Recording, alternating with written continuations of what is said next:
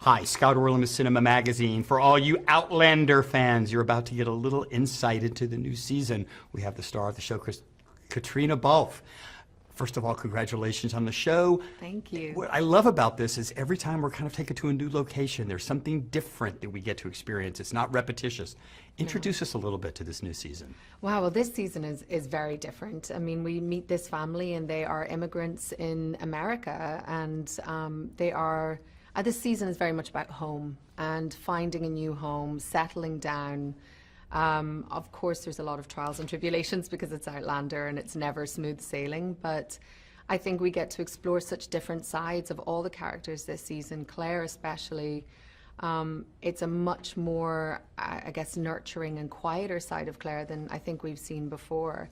And for both Jamie and Claire, we get to see them as parents in a different way, maybe, which I think is really cool. But it's also, too, the history of the show and where it's kind of set. We're right before the Civil War. Yeah. So how much does that landscape lend to the storyline? It's huge. I mean, this is America sort of right before it forms into what we know as it today. You know, we're in the colonies. There are the battles with the regulators are starting.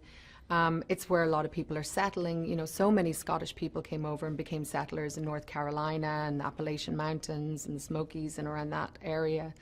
And it's interesting because you see that obviously there were people here before, and the Native Americans are their neighbors, and we explore the kind of relationship between them.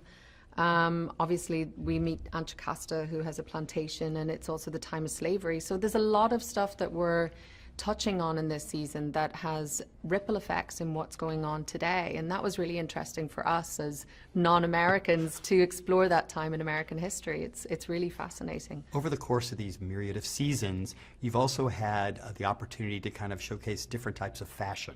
And now you're in North Carolina, it's not quite as elegant as it has been in other Well, periods. we have some elegant moments in River Run, but definitely I actually loved where the costumes got to this season. You know, we have those moments where we're in Wilmington or at River Run, which are a little bit more the traditional kind of gowns that we've kind of done before. But when Jamie and Claire and their family end up at Fraser's Ridge, it's real frontier Claire and frontier Jamie, and there's like animal skins and, you know, old men's coats and belts and all of that, and it's just, it feels so strong and earthy, and it was fun and also much warmer than the other things, so it was good fun. One of the things that I think some of your rabid fans appreciate about the show is its nod to romance, that we've kind of lost it in so many different aspects of our media. And yet this show, at the heart and soul of it, is about these two people, are they destined to be together, and what they have to go through. Yeah. Talk about how it's kind of evolved your own concept of romance. Oh God, it's so funny because so many people, when you're doing press or you meet fans, and they're like, I wish my husband would say that. And you're like, well, all you need is Diana Gabaldon to write his dialogue and then you'd be fine. But no, I think it's quite a traditional, aspirational love story at the heart of this show. And, you know, I don't know because I haven't done many other shows, but it's such a nice thing to go to work and love be the primary theme, I suppose, of what you do. And whether or not it's a coincidence, love has come into my life, which is very nice. So I'm going to say thank you to Outlander for that. But yeah, it's just nice to be sort of promoting something positive and put something positive out there in the world, especially at the moment. Switching gears just for a little bit, while you were here in Los Angeles, you're also filming a new movie. Yeah.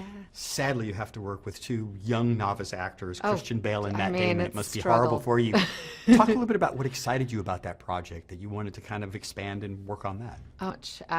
Well, first of all, a chance to work with James Mangold, who is amazing and has done some of the most incredible films before. Getting to work with Christian Bale and Matt Damon, you know, those two novice actors. That was also quite an exciting prospect. But this is also, it's a great sports movie, and I love sports films, and I was always more into Formula One rather than this kind of endurance racing.